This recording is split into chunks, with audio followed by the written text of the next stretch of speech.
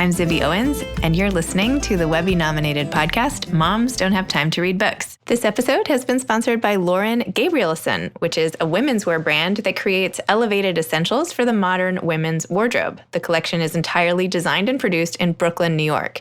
The Lauren Gabrielson woman values quality, versatile pieces that she can wear every day that are customized to her body, her time, and her style. And by the way, I have 2 Lauren Gabrielson headbands, which I wear all the time, and you can see in my photos on my events page because I wear them everywhere, and they're amazing. And actually, my 6-year-old daughter steals mine all the time. So anyway, LaurenGabrielson.com. I'm delighted to be interviewing Amanda Salzhauer, MSW, today at Berry & Co. Bookstore. She is the co-author, along with Dale Atkins, PhD, of The Kindness Advantage, Cultivating Compassionate and Connected Children, Everyday Ideas for Raising Kids Who Care.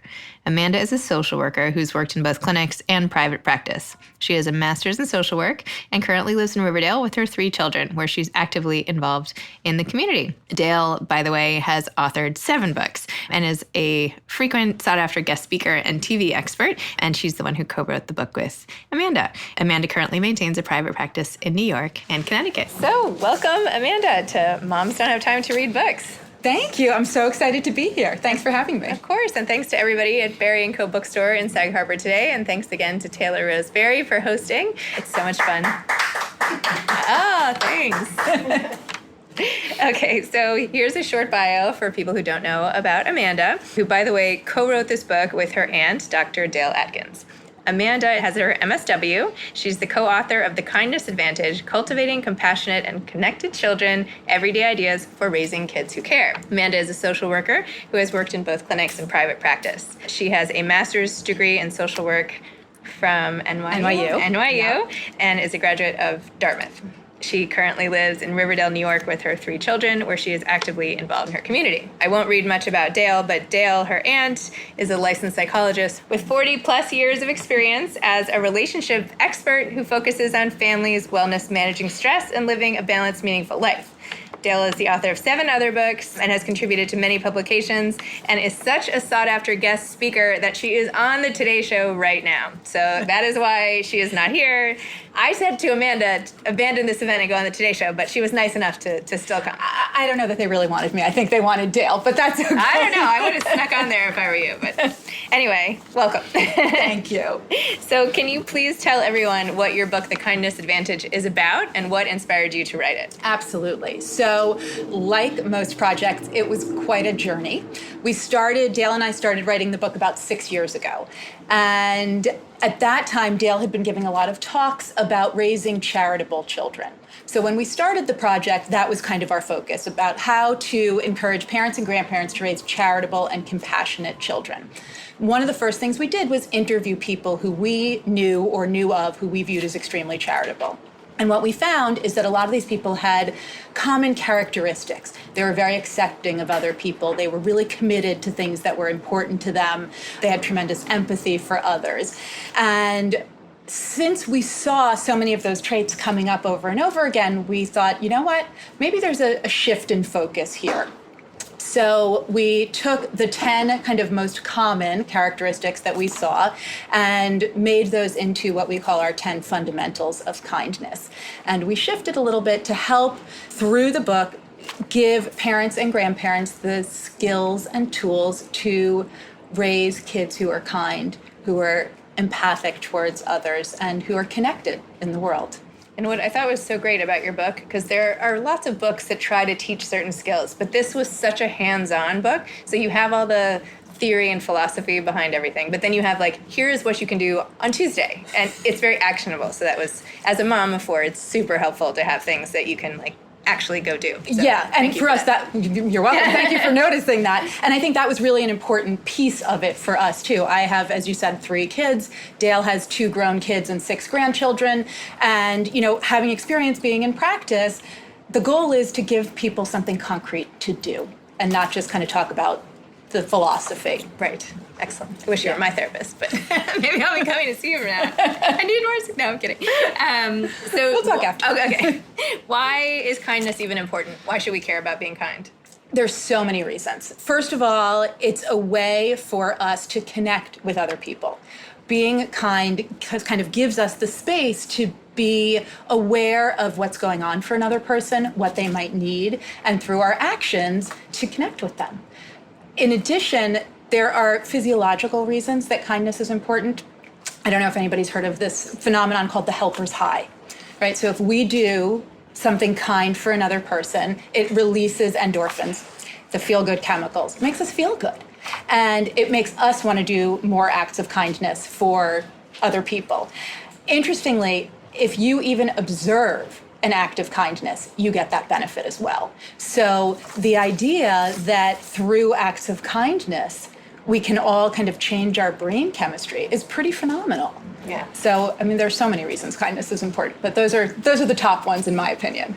One of the things that I took away from the book for my own kids, for the importance of kindness, is that you say kids should track kind acts. So at my kids' school, they have a wall where you can write down like the good deeds, and they read it out like the good news of the week and everything. And it's so great because then they're aware all week, what am I doing that's kind? And they can write it down. I tried to do this once in my own house, and it lasted for like 2 little Post-its.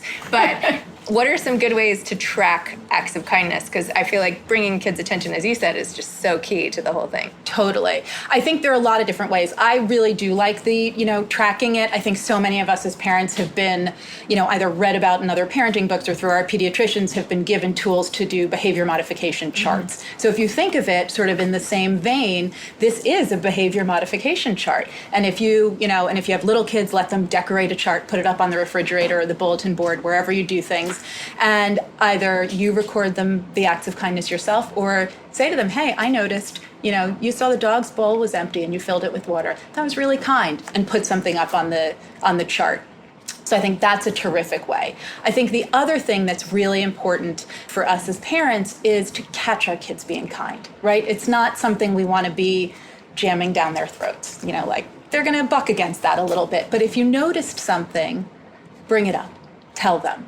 And the other thing that I think is really helpful is look kind of in your world for other kindness role models. Who do you see who's doing acts of kindness? Whether it's, the crossing guard outside of school in the morning who always greets you by name and says good morning. And say, you know what? Even if I'm in a crummy mood walking you to school, when I see Jane and she says, good morning, Zibby, how are you today? It makes me feel good. That's an act of kindness. And that's a way for us to bring our kids' attention to the kindnesses in the world around them. And probably modeling, too, is super important. I mean, I know you mentioned that. Yeah, modeling is yourself. Incredibly important. So there's been a lot of research about how to raise kids who are charitable, compassionate. And a couple of the things that have come out in the research is that it's really important to model kindness yourself. And interestingly, it's more important to talk about as a parent what you do, whether you volunteer or, in something structured and something less structured, what you do and why you do it and what you get out of it. So that your kids understand, it may look like I'm buried in paper and envelopes, but what I'm doing actually is stuffing invitations for the school benefit. That's something that I can do on my own time when I come home from work. And it's really important to me that other families are engaged in school and help support your school. So that's why I'm doing it. So kind of having a running narrative with your child about what you do in the world, what acts of kindness, what volunteerism, why you do it, and what you get out of it. And what if you just have a kid who's kind of an asshole? What happens? Like, what if they're born that way? Or what if they just don't listen? Or what if they are not responding to your modeling, or they have other more negative influences perhaps in the world that they pay more attention to? What then? I think that's a great question. I think one of the things that we have to keep in mind, particularly as parents, is that none of us is our ideal parent all the time, and our kids are not going to be the kids we want them to be all the time. So I think there's a difference between, your kids being a real jerk on the playground and your kid really is, has some sort of pathology where, their entire being is difficult or unkind all the time. So I think that's a really important distinction. That said, there are always going to be moments when our kids are assholes. Sorry, dear. Not my kids. Not my kids. And I think, being open to the fact that it's not a reflection on us as parents. because I think sometimes parents get very defensive. If your kid is accused of doing something, it's like, that can't be, that's my perfect child. Well, no kid is perfect. No parent is perfect. And I think there are a few different things you can do. The first is try to understand what's going on for your kid. And that really gets back to this idea of empathy. And empathy is so important in parenting. So if you see your kid, if you pick up your kid's phone, if you have an older kid and you see they sent a really nasty text to somebody or commented something unkind on someone else's Instagram or whatever it might be, try to understand why they may have done that. And it may start with, a simple question like, hey, I saw what you posted. What's up with that? What's going on? And try to understand, is it that they got a bad grade on a test and as soon as they came out of the classroom, that was the first thing they saw and that's where they were venting it? Is it because this kid was at Great Adventure and your kid's been wanting to go to Great Adventure all summer and they were just angry? So that's how they lashed out. But try to connect with your child and understand what might be motivating that behavior. And then you can sort of remind them, hey, you know what? That's not what we do in our family. Let's think about another way you might have been able to deal with that situation and try to help coach them through some other ideas as well. What about the idea of pointing out unkind behavior? Should you ignore it or should you say like, well, look at this in the news. Like that was terrible that person did this. Like, what can we learn from that? Like, do you think should we go to the negatives or should we spend more time emphasizing the positives? I think they're both important. I would say spend more time emphasizing the positive, but I do think it's important to, when you see things, whether it's, in the newspaper or in your day-to-day life, to point out to your kid, you know what? How do you think you would have felt if you were on the receiving end of that behavior? Or can you think of another way that maybe you could have, or, he or she could have expressed that? I think one of the things that's really difficult for people sometimes is the notion that you can be assertive and strong and also be kind. So there are ways to, even if you disagree with somebody, get your point across, but do it in a way that's respectful. And that's an important part of kindness. That's true. Very true. What are some more essential takeaways? You said that movies and TVs are actually a great resource for teaching kids about kindness, pointing out, it doesn't have to be in your real life. Right? Yes. It can be watching any kind of show, even Paw Patrol or whatever you're doing with your kids and using that. So tell me more things like that in addition to the TV angle. I think the TV and movie angle is a great angle. And I think given kind of what your focus is, reading is another really important way to do that. And I think that so many of us, especially if we have older kids, don't think about reading together with our kids. It's very different to, sit snuggled up in bed with your 3-year-old and flip the pages of a picture book. But as your kids get older, you can still read together. Whether it's reading a book that your kid's reading for pleasure or reading for school. Even my daughter who's in college will send me her, course syllabi and I'll pick 1 or 2 things that look interesting and read that as well. And that gives us a framework to have conversations about whether it's kindness or other difficult topics. But I think that's another great way to kind of initiate conversation about kindness. I think since so many kids are so engaged in social media, that's another really useful way to kind of talk about kindness. You can DM your kid something that you see on somebody else's Instagram account. Wow, isn't that amazing? Look at this kid. They're doing a fundraiser because they heard about, another child that doesn't have enough money to get school supplies. And, kind of share that way as well. I'm reading an upcoming guest for the podcast. His name is Rex Ogle, and he wrote a middle grade fiction book called Free Lunch about his experience growing up. It's written in a more fictional style, but it actually was based on his life. And I've been reading it. I was like, you guys, we should read this together. We're interviewing him when we're in LA, and they're learning so much. They're like, wait, people can't. I can't even say this is embarrassing, but we're very lucky in our lives. We don't have to worry about getting dinner on the table, and I point that out. But it's been very different for them to read this one person's story than have me say, what do you mean you're not, you're so lucky. Right. So it resonates in a totally different way. Yeah. And it was so great. You put a whole list of recommended books in your book, which not everybody does. So that was really great. Good. Yeah. And I think the other thing is there's so much research that's come out in the last decade or so about how reading literary fiction impacts empathy. Yeah. So, so what you're saying is research-based. There's evidence to support that exact experience your kids are having. There's so many things to try to weave into the daily life of making kids into better people. It's like So hard. I'm like, okay, I'm gonna keep doing that too. Do you think kids need like big acts? Like some parents say, well, once, every couple years I take my kids to Africa and show them blah, blah, blah. I think what we really focus on in the book is kind of twofold. It's primarily these everyday acts of kindness, because I think that each one of us has an opportunity to be kind countless times during the course of a day, whether it's walking down the street in Sag Harbor, walking down the street in New York City, saying hello to somebody who's holding the door for you. If you see somebody in the supermarket struggling to reach something on a high shelf, offer to help. Those are acts of kindness that help our kids and us create habits of kindness.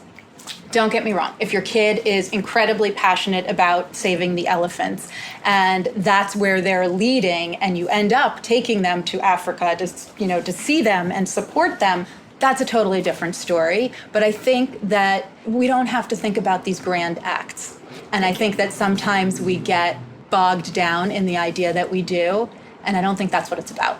I think it's, each individual person taking the opportunities they see to notice acts of kindness. If there's an opportunity to be kind, to do it, and making the world a better place that way. So tell me more about writing this book. How did you, I know you said it took 6 years and it came from this place, but how did you and your aunt actually do this? Did you use Google?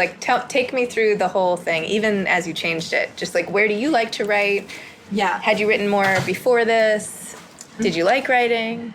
It was a really interesting process. So, forget the fact that I'm writing with another human being. This is a human being who has been my mentor, and my role model my whole life. So Dale and I have always been very close. She's been kind of my professional role model as a psychologist. So it was fascinating. I also feel so blessed that she's gone through this process so many times before, so she really led the way. Logistically, we often sat side by side in front of the computer in her office. So I would drive up to Connecticut in the morning. We'd sit at the computer together and write together. We literally wrote every word of this. Most 90% physically together. And then when we sort of got more adept at Google Docs, we could be on the phone, both looking at the same screen. Yep. One of the things that was most challenging, though, in one of the earlier iterations of the book, it was very much divided, a section for parents and a section for kids. And Dale was kind of the voice of the parents, and I was the kid voice. And that was helpful because our voices are somewhat different. So coming to a place, once we changed the structure of the book, where we both felt comfortable with the voice was something that really took us a while to get to in terms of the writing process. So that was a challenge, I would say. And would you want to do another book on your own, or would you want to do it? Would you collaborate again? Was it an overall positive? It was overall a wonderful experience, Dale, I would say.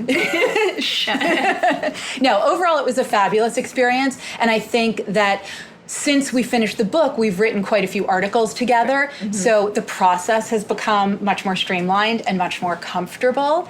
One of the things that we're thinking about is doing kind of a companion for the book that would be a kindness curriculum for schools, because we've done a lot of talks at schools, and that's one of the things that the teachers and administrators seem to be interested in. So I could see us potentially doing that. We're not sure yet. But I would not have considered myself a writer before this process. And I have been pleasantly surprised by how much I enjoy writing. That's great. That I didn't realize. I've always been a reader, but I never thought of myself as a writer. They say that's the most important thing for writing is reading a lot. Yeah. What do you like to read? What types of books usually? I will read anything. Okay. Honestly, I love, my primary love is fiction. I also really enjoy reading YA books. I read a very interesting book recently called Sadie, which I don't know if you've heard I have of. a Sadie. Do you have a Sadie? Okay. Yeah, I do. Really interesting book, and I loved the structure. The chapters alternated, and it was alternating perspectives. One was the teenager who's the protagonist, sort of on her journey, and the alternating chapters were the transcript of a podcast that was written about the protagonist and her sister, both of whom kind of disappear. So it was fascinating, just because it was so unlike anything I'd ever read. And when do you find time to read? I always read at night before bed, even if it's one page and then I'm out. like so many suburban moms, I also have my audiobook for the car because I spend a ton of time driving around. And then I have a book in my bag. So even if I have, 5 minutes, I'm waiting for an appointment, waiting to pick up a kid, I'll take out a book and read then. I have this new thing with Libro FM. They're an audiobook company, and they can actually split the proceeds from audiobooks with independent bookstores. You can pick your bookstore or they'll pick it. Heard about So now all the books that are on my podcast are on playlists with them. So isn't that great. cool? Yeah. That's so if really anybody cool. is interested, librofm.com/playlists. Anyway, I thought it was really neat. I think that's amazing. Anyway, enough of that. So what is coming next for you? You're going to keep doing so you're doing mostly private practice now, or? I actually recently closed my private practice. Okay. So Scratch that. But in the vein of sort of understanding how to be kind to yourself, which I think is something we didn't talk about, which is really important, especially as parents. I found I love what I did. I love what I do, but I found at this moment in my life, there wasn't enough of me to go around. So I kind of had to make that decision. So I've been doing a lot of writing, a lot of talks. As I mentioned, a lot of talks at schools, churches, synagogues, all kinds of community groups. And I think that Dale and I will probably continue to do some writing kind of in this kindness vein together. That's great. Yeah. Awesome. It's so nice that you're dedicating your life to helping the world be full of kinder acts and people. I mean, that's amazing what you're doing, really. I mean, thank you. No, it's true. But do you have any advice to aspiring authors out there? Right. I mean, I think that's the basic advice. And I think that one of the things that I discovered is that you just have to sit down and do it and not be judgmental. Because, if you sit and try to write and edit, for me at least, I found that was very disheartening. And if I just let myself sit and write for an hour and then went back, the next day to look at it and assess, I was able to get a lot more out on the page. And just everything you write's not going to be fabulous, and that's okay. It's sort of, again, creating the habit and making a process for yourself. Great. That's what I would say. Well, thank you so much for coming on Moms Don't Have Time to Read Books. Thank you so much for having me. It's such a treat. Thanks to Barry & Co. Bookstore in Sag Harbor, and thanks to everybody for coming. Thank you. Thanks again to my sponsor, Lauren Gabrielson, the women's wear brand that creates elevated essentials for the modern women's wardrobe, laurengabrielson.com. Thanks for listening to Moms Don't Have Time to Read Books. You can follow me on Instagram at Moms Don't Have Time to Read Books. Thanks so much to Steve and Ryan at Texture Sound for the sound editing. And thank you to Morning Moon Productions for providing this fantastic intro and outro music. Thanks for listening. You could always email me at zibby@zibbyowens.com.